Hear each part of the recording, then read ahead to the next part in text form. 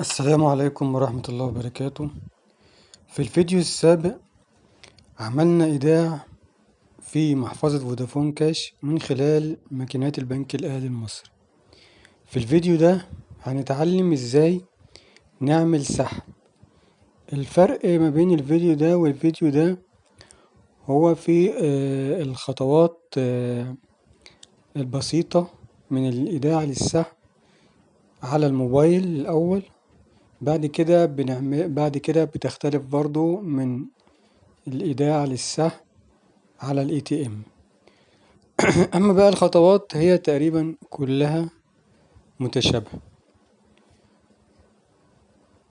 يلا بينا نبدأ الفيديو.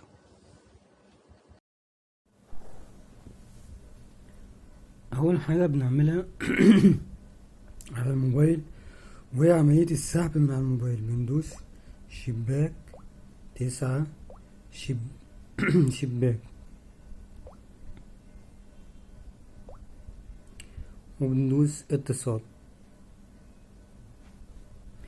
بتظهر لنا قائمة فودافون كاش زي ما حضراتكم شايفين، بيقولك تحويل اموال، شحن ودفع فاتورة، الدفع اونلاين او المزيد. طبعا انا عايز سحب من الاي تي ام، فهدوس على المزيد اللي هي 0، هقول له اديني المزيد 0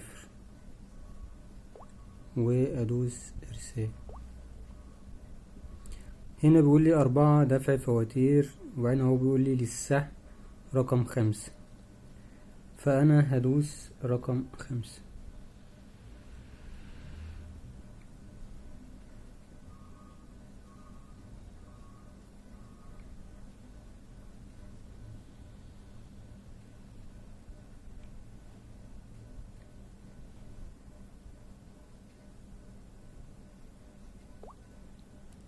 هدوس زي ما حضراتكم شايفين كده. ساعة ما دوست على السحب رقم 5 قال لي 1 للسحب من الفروع او مركز معتمد او سحب من الاي تي ام. طبعا انا عايز الصراف الآلي اللي هو الاي تي ام، فهقول له سحب 2.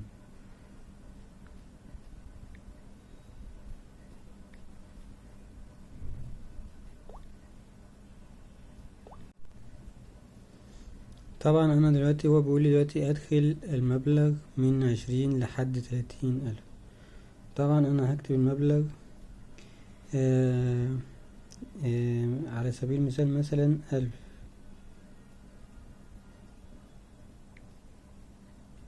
واحد اصفار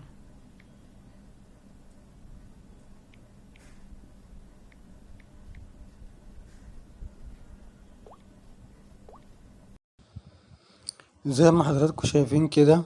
اول ما حطيت المبلغ قال لي ادخل الرقم السري الخاص بالمحفظة. طبعا انا بدخل الرقم السري وهنتابع بعد كده نشوف ايه اللي هيحصل بعد كده.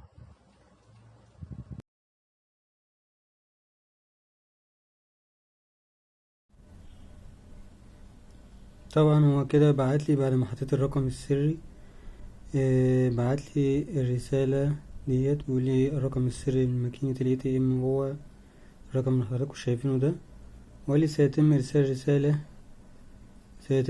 في رسالة الان. طبعا انا هدوس موافق وهنتظر الرسالة.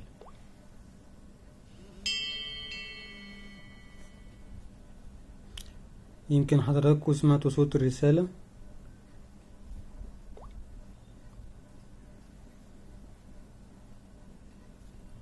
هنا الرسائل فودافون كاش،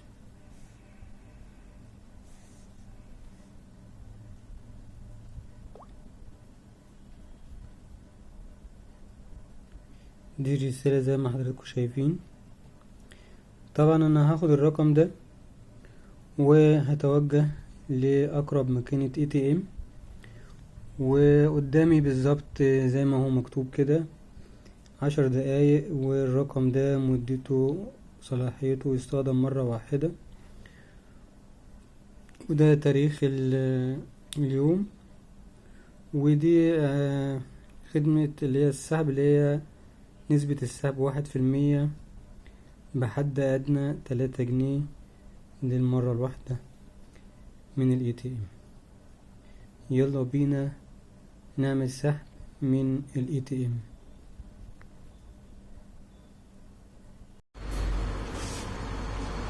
زي ما حضرتك شايف كده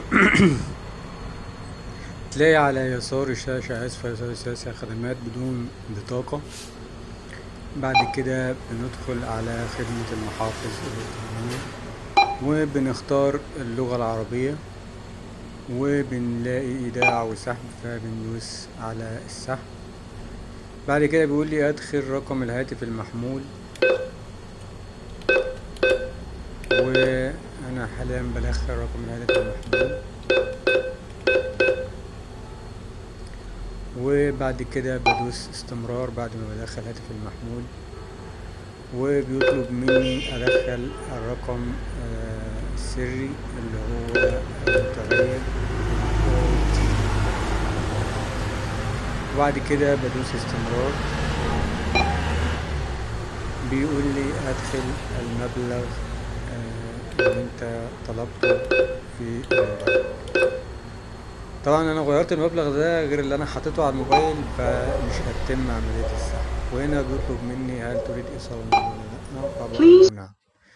بعد كده أعزائي المشاهدين، بتطلع المبلغ وباخد الإيصال، ودي عملية السحب من ال ATM، من عملية السحب من محفظة فودافون كاش من خلال ATM البنك الأهلي المصري. أتمنى يكون الفيديو عجبكم،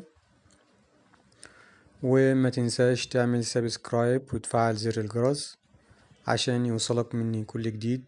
ولو في أي مشاكل أو أي أسئلة ممكن تكتبوا لنا في التعليقات، وإحنا إن شاء الله نشوف الإجابة أو الحل ونرد عليكم في أقرب وقت، أو نعمل فيديو خاص للمشاكل اللي هي بتقابلكم. السلام عليكم ورحمة الله وبركاته.